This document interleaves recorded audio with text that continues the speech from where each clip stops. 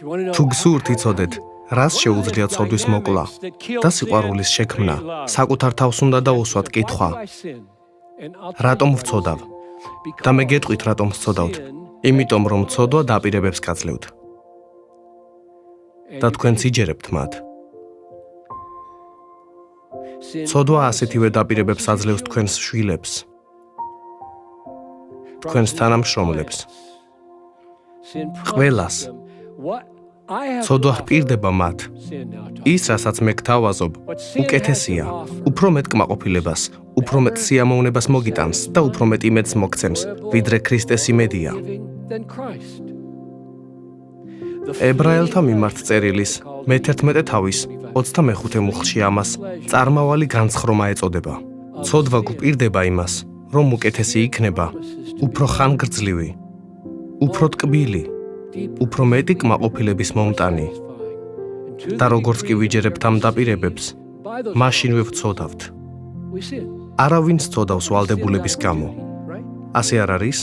არავინაა, ვინც დილით ადგება და იტყვის, ვალდებულება მაქვს, დღეს ცოტა მაინც უნდა შევცოდო. არა. არავინ სცოდავს ვალდებულების გამო. ჩვენ ვცოდავთ სიამოვნების ძიების გამო.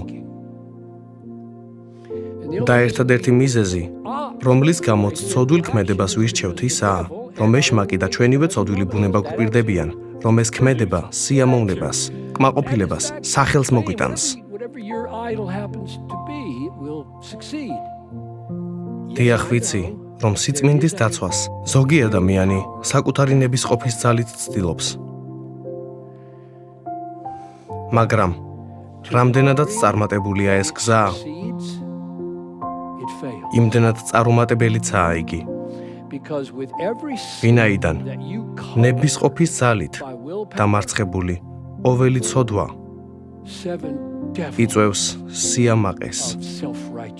ფიქრობთ, რომ თავად მოიპოვეთ საკუთარი სიმართლე. ნებისყოფის ძალით ცოდვის დამარცხება არ გახლავთ ცოდვის დამარცხება. ეს საკუთარი თავის განდიდებაა. არსებობს მხოლოდ ერთი გზა, ცოდვის სიამოვნებათა დაპირებების დასამარცხებლად. ეს შესაძლებელია უზენაესი ღმერთის მიერ, რომლის სახელიც არის იესო. ცოდვის ძალაუფლებისგან ის მხსნელი რწმენის მეშვეობით გვათავისუფლებს. ეს არის რწმენა. რწმენა არის უფალი იესოს მიღება და აღიარება როგორც განძისა, რომელსაც სრული კმაყოფილება მოაქვს ჩვენთვის.